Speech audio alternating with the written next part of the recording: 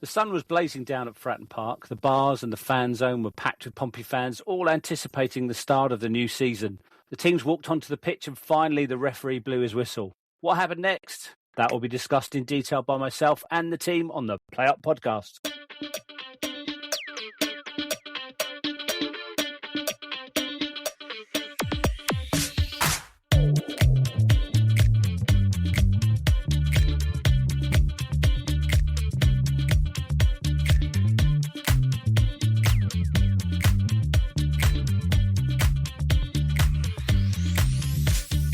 Hello and welcome to everyone who's decided to lend us your ears for the next 30 or so minutes. We hope you won't be disappointed. My name is Scott Mclachlan and I'm here to host the Play Up Pod with the help of three fellow Pompey fans again. Simon, Kim and Phil are all here to cover the QPR game and look ahead to Lincoln on Saturday. How are we all? Not too dispirited after the weekend, I hope? We go again. Yeah. Oh, God, I hate that phrase. It's up there with low block, I'm afraid, Phil. Yeah, and getting your shot away. Yeah, and over the line. Any more we could think of? I debuted XG last week, so you did, yeah. Red That's card another already. One. Yeah. Double pivot. Double pivot. Does anyone do a double pivot these days? I don't know. Single pivot's bad enough. Can we not just call them defensive midfielders? Did we have zero pivots last week? Is that what the problem was? We forgot to put in a midfield. I think we had divots. Okay, let's get into the first game of the season then. That was QPR at home, and it's fair to say Pompey dominated from the start and scored a great goal with a Devlin shot from 25 yards. Pompey didn't capitalise on a couple of decent chances to make it 2 and then got hit on the counter on more than one occasion, and QPR scored 3 goals in quick succession. Pompey made a few changes second half to personnel and formation, but did not get the goal back that might have made a comeback possible. So, an opening day loss to kick off the season, which was not the start anyone wanted at PFC. Phil, you were there. I wasn't. Unfortunately, I was very ill on my sofa watching it from home, and thankfully got the Andy Moon commentary than anything else. And I'll say a couple of things from Andy Moon's commentary a bit later because he said some interesting things. But we started really well, didn't we? It's quite a bright start, yeah. I mean, like you say, the sun was shining. Everyone was optimistic. It was the typical sort of first game of the season atmosphere.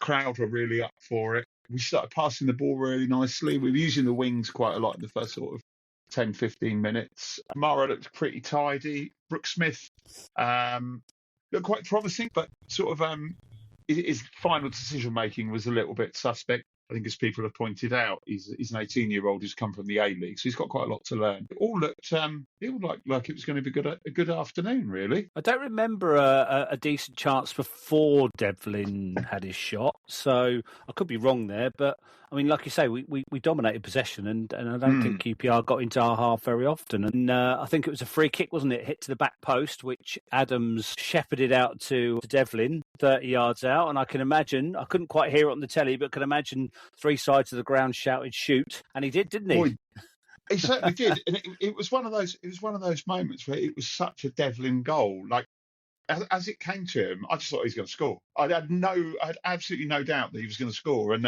he sort of took the ball. I don't know whether he either drops his shoulder slightly or Chair can't defend, because he sort of Chair seemed to go one way, and there's this big gap just opened up. He struck it. He struck it perfectly. It sort of went into the, not quite the bottom left corner, but certainly into the left-hand side of the goal. Keeper had no chance. It was a very Devlin goal, which he thoroughly enjoyed. He sort of straight to the front and patting the badge. Yes. I think it's sort of a reference to the fact there's been the speculation about him leaving over the summer. Everything looked good, and you thought, right, we're going to kick on from this. So, full of optimism at this point. Little did we know. Although I would say slightly before that, there was a sort of hint at our defensive frailties where we'd conceded a corner. The ball had come over, and Chair, who I think is going to get mentioned quite a few times today, was in acres of space, no one picking him up at all. If it wasn't for the fact that I think it may have been Shaughnessy and Devlin sort of threw themselves in front of the ball, but we could have gone one behind really early. So there was warning signs. which, as I'm sure you'll go on to say, we chose not to heed. Well, as you mentioned, so Brooke Smith on the left with Swanson at left back. And as we'll go through, Kim, we'll see that seems to be the area where we were really, really poor on all three of the goals. I think warning signs were there, Phil. I think there was one time, I can't remember whether it was for one of the goals or earlier than that, where Adams had the ball and drove into midfield over to the left, and both Brooke Smith and Swanson went ahead of him, and Adams lost the ball, and all of a sudden we had no defence on the left-hand side at all.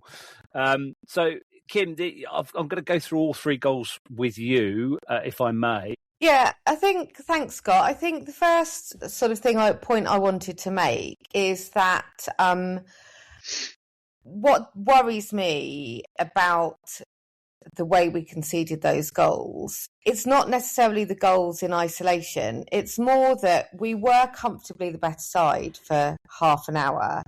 And that one initial setback, the first goal, completely changed everything. We had, I think, 54% of possession in the first half. I did look up the statistic earlier. That might be incorrect. We can look that up. But it seemed as though sort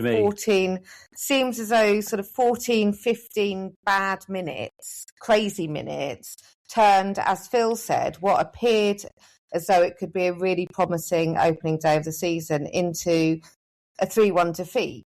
And that scoreline gives the impression, without context, of QPR absolutely running riot over us, which I don't think they did. So I think it's those 15 minutes that really took us apart and badly reflected what happened for the rest of the game. So just to go through the goals, Scott, I think the first goal for me was about awareness, really. Everyone was looking at the ball rather than looking at what's happening around them. And you give Chair too much room 6 yards out, and you can't do that. You know, he's able to get the ball, as you say. He can wander into the 6-yard box without being properly picked up by a defender. And there you go. I don't know how he had the room, to be honest, really. I mean, I looked at the goal again today, and there was 3 of our defenders in the 6-yard box and Schmidt. So how he got it, I have no idea. Nobody picked him up. Just toe poked it because it landed right on his foot, and Schmidt, even if Schmidt had dropped to his knees at that very second, he wasn't going to get it because it was past him. Yeah, that equaliser was against the run of play after we dominated the first half an hour, and at that moment is exactly when we should have reset, continued what we were doing prior to their equaliser. And instead of resetting, we essentially collapsed for 15 minutes, which meant for a not particularly reflective scoreline, in my view. Who are you blaming for the first goal? I'm not blaming anybody. I'm blaming awareness. Oh, okay. I'm blaming awareness. I think a lot of people are after Schmidt's blood for that. I know, and that was pretty much. I don't think. Look, I would be the first one to blame the keeper, and the keeper needs to do more than just stop the ball going into the net. He needs to be able to command the area and make sure that the defenders are doing their job. If you're going to blame someone, you blame the keeper for that goal. But equally, without anyone picking up Chair. And as you say, three players from memory in the 6-yard box. They have a responsibility too to get close onto Chair, stop him getting the ball at his feet, and being able to, as Simon said, toe poke the ball home past quite a hapless keeper at that moment. I think Paul has to take some responsibility as well. I think I'd have liked to have seen Schmidt come for the initial ball and actually dominate his area. You want a keeper to take control of the situation, not watch it unfold in front of you. And I felt that the other person that was quite badly at fault, I thought, was Paul, because he was close to Ruben Burrell, which is exactly what you'd expect him to do. And then the moment the ball came got sort of dinked in towards him, he sort of stepped to one side, and Burrell got goal side, missed the ball completely. But it was that threw Schmidt, and then Chair sort of nipped in while Devlin sort of stood and watched. So for me, it was a combo. I think awareness came absolutely, spot on for that one. What about the second goal then, Kim? So The second goal looks quite unfortunate when you watch it because it takes a deflection, right? And Schmidt had no chance. I don't think we can blame Schmidt for the second goal, but I also don't think you can just say bad luck. Did it take two deflections? I only saw or two one deflections. There were two players. I think it took two deflections. There were certainly two players in front of him. It definitely came off Paul, possibly also came off Devlin, which is unfortunate. But Seisho is his name? Sato? Can't remember. Sato. Sato. Was still able to get a shot away in a dangerous position. So again, who's closing him down? Why is he getting the ball in that position? If you stop him being able to take a shot at goal, then the deflection isn't an issue, is it? So it's slightly unlucky that it took two deflections. Don't blame the keeper for that one. But also, importantly, I think we've gone from controlling the game to being 2-1 down within the space of 5, 6, 7 minutes. And that's indicative of that crazy period of the game, which cost us 3 points. I think more importantly is the really poor defending to the build-up. Again, it came from the left and went through that mid. So it went to Chair, who was in acres of space in where our six would be, protecting the back four. And Adams and Shine were not anywhere in the picture until Shine runs in right at the end. And then that was just, he was able to move it on to Sato, and like you say, Kim, he just ran at will to the edge of the box.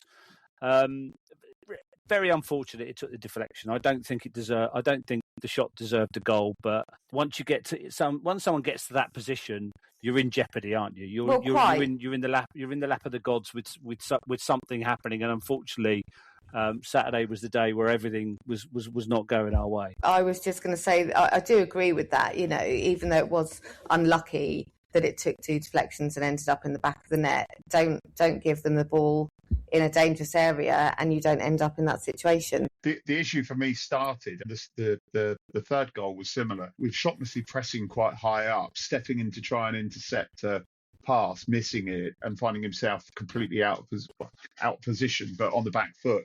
And I think you're at that point, it already puts you one down out of your back four, and it's unfortunate, but it's a bit of a naive mistake that to sort of overcommit yourself to try and cut a ball out that you're not really going to get to. No, and so we'll go on to the third goal as well, Kim, which again was down the left. I can't remember why Swanson was in no man's land, but Mbenge got beyond him and crossed far too easily, and Chair tried not to put it in, but it went in off him anyway. So it was a bizarre goal, the way that it looped over Schmidt again. So the third goal for me is the worst of the three. There's sort of three failures that I was able to spot in the same move. But also, what was it, 45 plus 2? I think 7 minutes of added time had gone on, had just been confirmed. What have you got to do? Get to half-time without conceding another goal. Get back into the dressing room. Massinio can rearrange, do whatever he needed to do, and we'd have had a chance at 2-1 down to come back out and potentially equalise. But we concede probably the worst of the three goals. So firstly, we don't stop the cross from coming in, and then once the ball's coming into the box, everyone's watching the ball rather than picking up their individual man. Chair, who's already scored once, is allowed to just arrive and have a simple finish. So if you don't stop the cross coming in, you don't pick up the danger in the box from someone who's already scored the equaliser, and you allow him to knock the ball home with a simple finish. For me, that is more frustrating than the other two goals, because of the mistakes in the lead up to it, because of the timing of the goal, and because just get through to half time without conceding another goal. And to sort of summarise the three of them, I think the first goal was a bit of a marking error. No one was picking up the player. The third was a team error, I think, because we can outline those three errors on the way to the goal.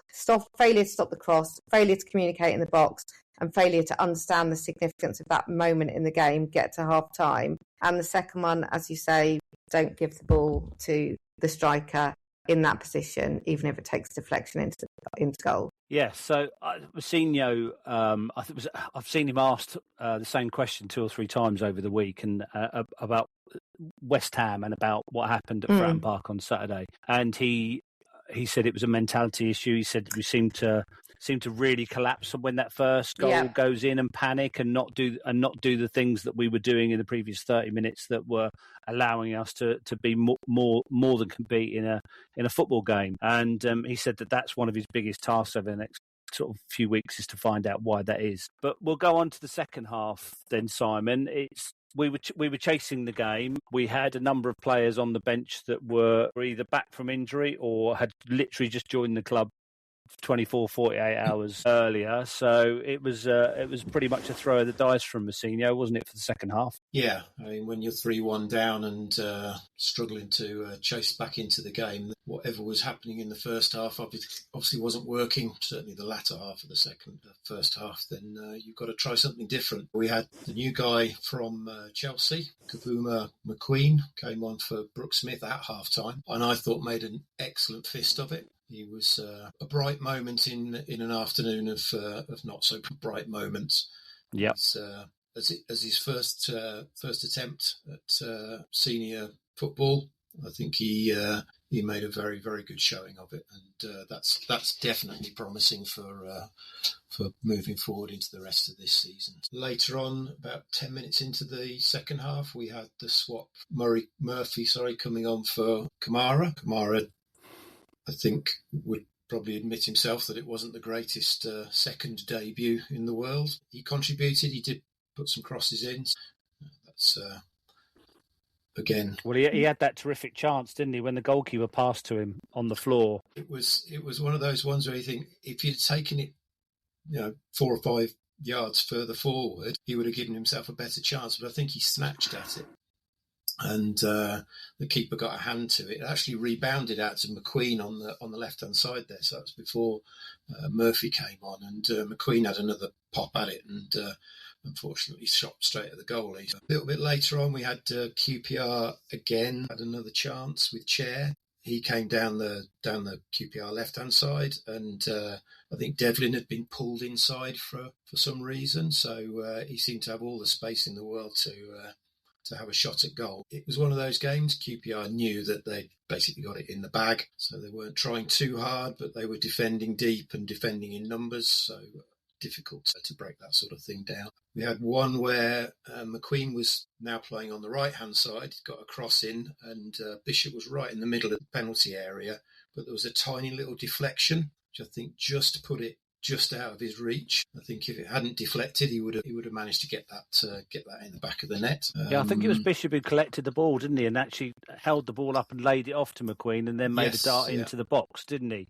But exactly. Like I say, he couldn't quite find his feet and tap it in. But McQueen did exactly the right thing. He put it across the box quite dangerously. Yeah. Again, our luck wasn't in. No one could get a touch on it, and it went wide for a goal kick. In the last 10 minutes, it was a lot of Pompey with the ball, putting crosses in from various sides and directions. I think perhaps the closest one or the most interesting one to talk about is our new gorgeous striker. He attempted a bicycle kick, but he was being pulled down at the time when he was trying to get his legs in the air. Well, he got contact, didn't he? He got contact on the ball as it came over his shoulder, and it was actually a good, smart save by the keeper on the line. Again, another one where, a bit more luck, we might have actually got a goal back, and then those last few minutes might have been a bit more, close and interesting. Yeah, I mean, Murphy put one across the 6-yard box, which everybody just stood and watched go. Yeah, I thought Moretzi's waved a leg at it, but didn't make any contact.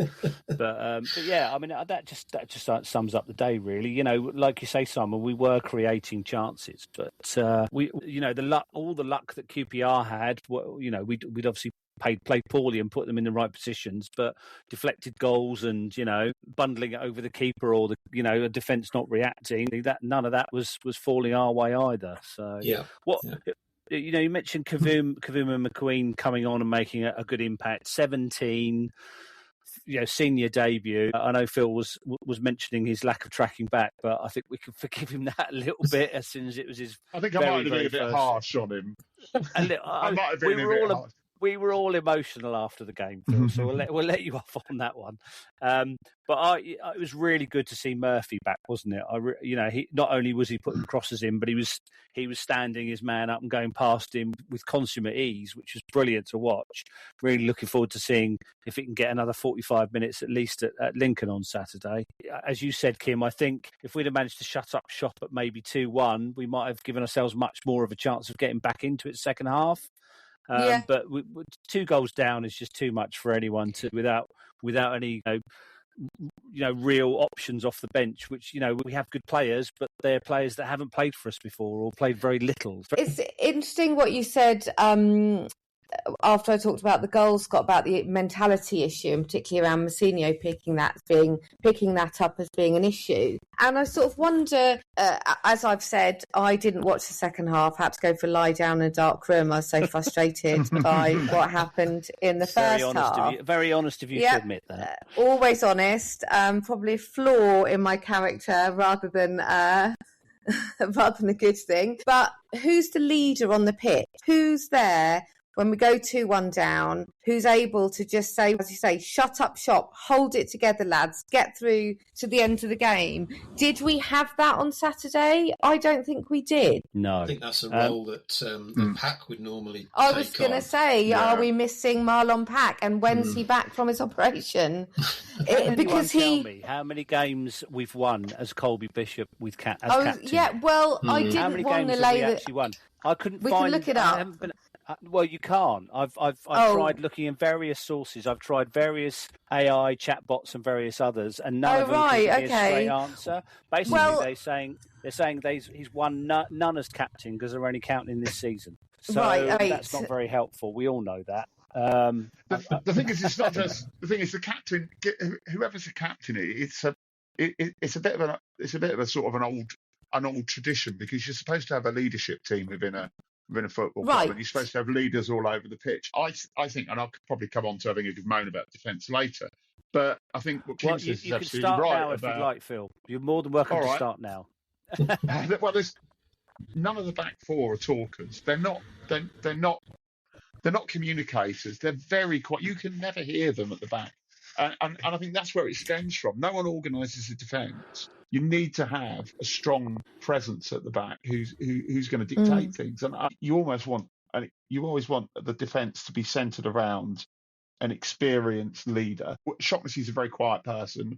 Met him a couple of times. He's very softly spoken. He's not a shouter. You can't imagine him bawling someone out. I think Regan Paul's fairly quiet, and you want one of those two to really take hold of the back four. But yeah, as you say, I was not happy at all, as I don't think any of us were, with the defence and defensive midfield unit. Worryingly, Ogilvie aside, that was our first choice back five.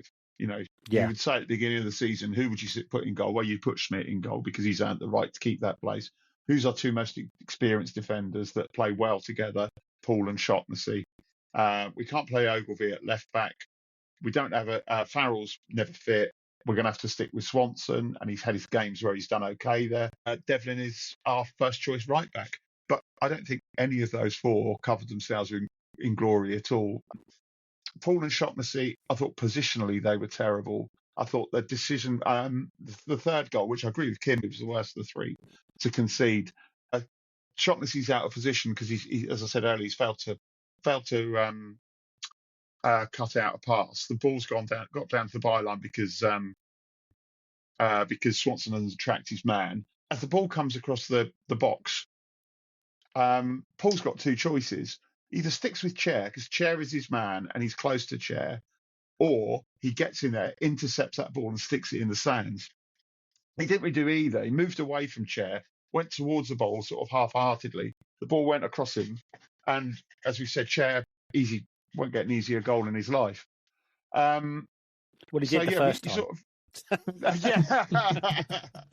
Yes, very good point. Very good point. He'd already got it. He wanted to try and top it. But also on exactly what you've just said there. Sorry to cut across you, Phil. No. But why are we why are we in that position on 45 plus 2 minutes? Why aren't we playing a different game and not allowing them to get in those positions? And it goes back to that leader on the pitch. Yeah. Who is doing that?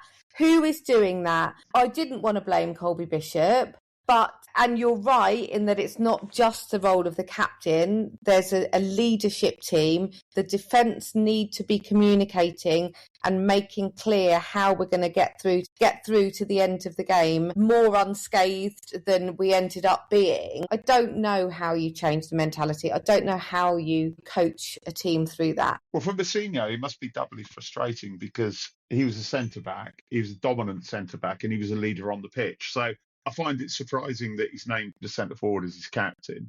But as I say, it's about having a leader. It's about having a leader at the back. And I saw him play half a game in Alan Knight's charity game, and he was the voice on the pitch that you could hear. And this was a charity match, and Mousinho was playing in defence, and he was bossing the defence around. So I do find it incredible that we don't have anyone doing that. Then you sort of look at the centre backs, because that's where you expect the leadership to come, because they've got the best view of sort of play unfolding, or the goalkeeper in some cases. I thought on Saturday, Swanson looked like what he is, which is a right back being asked to play left back. And I think the problem is when Swanson plays at left back and has a good game, he looks good. When he doesn't do a very good job, he looks terrible. It's partly on Swanson. As you said, the third goal, just to let his man go. But as a manager, you've got to say, I can't keep playing. I can't play a player out of position, a key position like that. And I realise Mousinho had very little choice, and I think it's a real blow that Ogilvy's going to be out for 5 more weeks. And it just makes recruiting a left back the priority. Probably that and central midfielder an absolute priority. When Devlin doesn't look good, when Devlin has a poor game, Devlin looks like a central midfielder playing at right back, and that was evident on Saturday. I think Simon picked up on a point in the second half where, for reasons best known to himself, Devlin just wanders into midfield, possibly to cover for Adams, but he wanders into midfield. The right-sided midfielder isn't anywhere to be found, and there's this huge gap on QPR's left. He's very much a Pompey player, and he's improved dramatically as a right-back. But I'd love to see how much he'd have improved as a central midfielder, rather than someone who's been kind of forced into this right-back position. On some games, he plays absolutely fantastically, don't get me wrong. But the games that he doesn't play well, and they're the ones where he drifts into midfield, he does leave things exposed. And you even look at his goals. His goals fantastic. His goals come from him popping up in the middle, not coming down the wing. They generally come from him drifting into the centre, picking up and shooting from distance.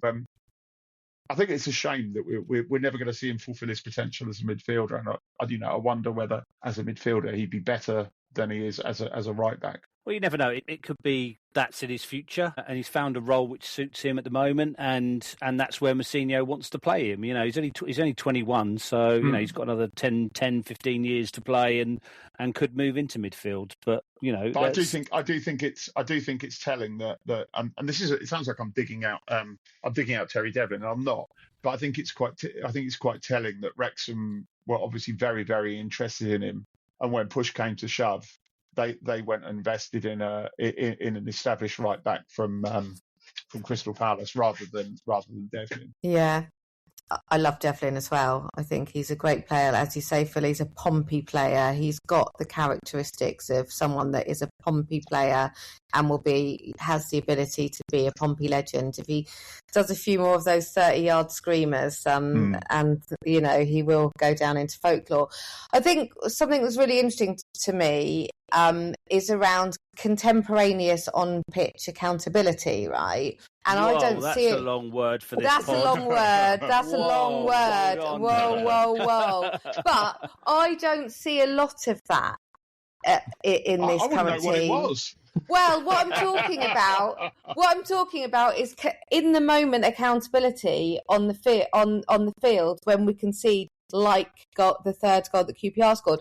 And I say that because I listen a lot to the Overlap podcast. Is it Overlap 6 Football with Gary Neville, Roy Keane, etc. Gary, I'm available if you ever want an additional guest, FYI. Well, I'm sure he listens to this every week. So. He will do. But they were having a really interesting conversation, I can't recall when it was, but between Neville and Roy Keane about that sort of how Keane would hold the defence to account when they were at Man United when a ridiculous goal was conceded. And you can imagine Keane getting right up in your face on the pitch, in the tunnel and in the dressing room at half-time, holding the defender to account on the pitch. Why didn't you pick up your man? He obviously said it in a much more animated way than I just did.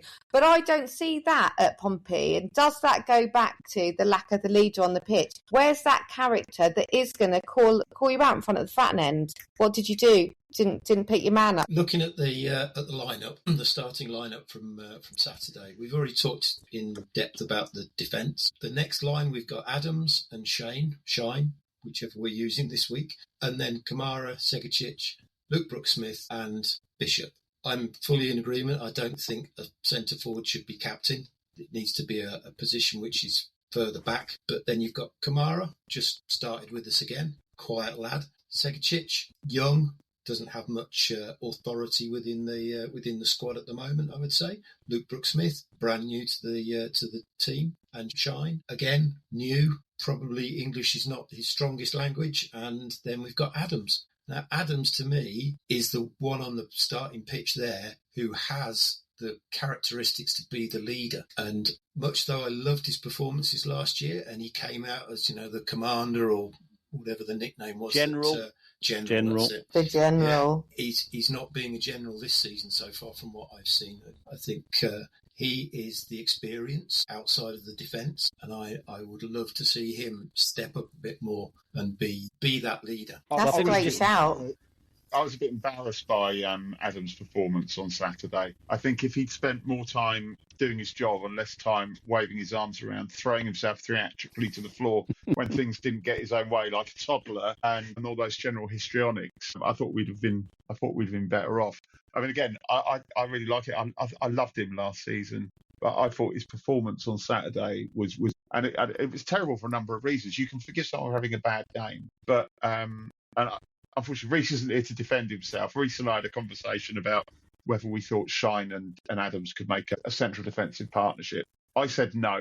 Reece said yes. And he said, you just got to know one of you's got to go, one of you's got to sit, which in theory is absolutely correct. That did not happen on Saturday at all. Adam, as the senior partner in that relationship, is the one that's got to take control of the situation. He just went wandering around. I'm amazed Shine was on the pitch for the full 90 minutes because he was doing the work of two men, running his arse off, chasing shadows a lot of the time, because Adams had just sort of, I don't know, was just wandering up the pitch, wandering back. I just found that incredibly frustrating. I'd be surprised if we see the two of them starting together on Saturday. Well, if we do, he is now forever going to be called General Histrionics. That's going to be his name for the rest of the season now. Not the General Histrionics. Simon, so we covered the fact that we've got not much at left back and not much in the middle of the park. They must be the priorities for shopping next week, surely. Yes, I think the left back's already been mentioned. Chambers, is it, from Liverpool? Keeps, as you said, Phil, the blow of Ogilvy going back in for more surgery is not going to help. Other than that, I don't know. It's we seem to be okay up front now, which was always the complaint last season, that we needed another challenger to Bishop's position. Do we need another option for Segicic? Is that where we need to be? I'm not sure, to be honest. I think. I mean, we none of us agree, but Adams is the backup 10, isn't he, to Segicic, according to Mousinho. I mean, none of us can fathom how that works, but that's where it is. I think it's a lot further back that we need the help. We mentioned Marlon Pack earlier. If we are relying on Pack, who's 35 and allegedly in his last senior pro year, then we're in a bit of trouble, aren't we? Because he's not going to play 46 games. I mean, he's missed the first one already. So what we definitely need to recruit in that position, and it can't be a teenager. It's got to be someone of experience. It's got to be someone of championship experience as well, because otherwise we will just end up with the headless chickens that we saw on Saturday. So yeah, for me, it's got to be left back, and it's got to be a number 6 that's prioritising. I'm sure Machine prioritising them, because obviously we had Cisse almost on the plane and until Brexit intervened. So it's really annoying, because one thing that Andy Moon said on his commentary is that statistically Pompey have got the easiest six matches of all of the teams. So if we come out of that initial 6 matches with only 4 or 5 points, we're really, really behind the curve compared to the rest of the rest of the teams in the season. You know, we would be expecting to win 2 or 3 of these games and maybe get a draw or 2. But we're third from bottom from the table already. It's really frustrating. Hopefully against Lincoln we can turn it around and get 3 points up there on Saturday. Is this where Reece would normally say it doesn't matter until the end of the season, or whatever? Absolutely, yeah. Usual phrase is. It is a marker of every few pods that he'll say that, you know, purely because when we all do our bits over a really bad performance, Reece will hove into view and just give us that it's all right, we'll be all right at the end of the season, we hope. And historically, we are the architects of great escapes. We do that very regularly. But let's hope we're not in that territory again at the end of this season. And Sheffield United are already looking at a 12-point deduction, so that's good news already. We just need a couple more of those, a couple more teams to get into trouble. Yeah, and we're it's another free hit this season. Thanks, guys. So I really, really, really did cover that QPR game very, very well, I think. So we're on to Lincoln away on Saturday, a 12:30 kickoff up at Sincil Bank. I'm driving up. I'll be leaving Chichester very, very early in the morning to get there for a lunchtime kickoff. Again, I said this the last couple of times, it's not a team we've played very often, purely because we've been at the top end of the table, and Lincoln have been non-league for quite a bit of their history. We've played 28 times. Pompey have massively had the better of it. 15 wins, 7 draws and 6 losses. And obviously the last time we played was 3 years ago in League One. We had a 2-1 win at Fratton Park with goals from Paddy Lane and Regan Poole, and then away at Sincil Bank we had a 2-0 away win, goals with again from Paddy Lane and Miles Pert Harris, and it's a game that Riley Towler played for us as centre-back. Some people called it a tough loss against Borough, but looking at the stats and looking at some of the highlights, they scored a goal on the counter-attack and played with the back 5 for most of the game. Towler started the game on the left side of a 3 centre defenders. They were largely outplayed, but like I say, they took a lead from a long ball counter-attack where their left back slammed it in after a good cross across the box, but it was all Borough, and even though it took them, until the latter half of the second half to win the game, it would have been a big shock if Borough hadn't come away with 3 points. So bearing in mind that we've just said, Simon, or do you think we will line up any differently in regards striker and goalkeeper in particular? Do you think we'll see starts for some new signings there? I don't see us changing keeper. And from what Machino was saying a couple of weeks ago, then Moreski is not able to do full 90 minutes. So I would expect to see. I'd expect to see Bishop start. Okay. And maybe. Captain. Well, who else but? Let's have a look at the substitutions that we had on Saturday. So we had Kavuma-McQueen came on at half-time. We had Murphy, Milovanovic, Benji Arthur and Odin Bailey come on. So I don't think any of those are going to be starters. I think he'll save Murphy for the second half in a similar way that he did against QPR. So, yeah, I can't see any great changes to what we started with on Saturday, to be honest, which is not great. I can see changes at the back. I wouldn't be surprised if Arthur starts. I think I get the feeling he might drop one of the 2 centre-backs. And on Saturday's performance, I don't think that Benji Arthur's coming to sit on the bench. The story is that Celtic got a £6 million bid turned down for him. A player that's worth more than £6 million isn't going to be coming on for 10 minutes at the end of the games. I wouldn't necessarily be surprised to see Luke LaRue playing in midfield. I thought Mousinho said that Pack was... I mean, the couple of times he's asked about Pack, he quickly said he was available.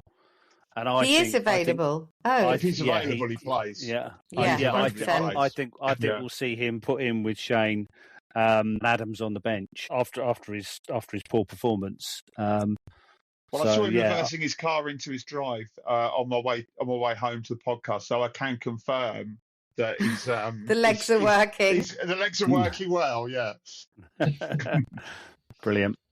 So on Saturday, the two defenders that we had on the bench were Arthur and Dia. Right. I think that says it all. That's his pecking order. And he's already said that Matthews we're looking to loan him out to League One. I think that tells you all about where we are with Matthews and Knight. Go on, Kim. Scott, I think you said you did say a few moments ago that we've got one of the easiest of the first 6 games of the season. Specifically said statistically. Well, I think Saturday is going to be a massive test for us because obviously off the back of Saturday's defeat, Lincoln are newly promoted. They haven't played in the Championship for 5-6 decades or something.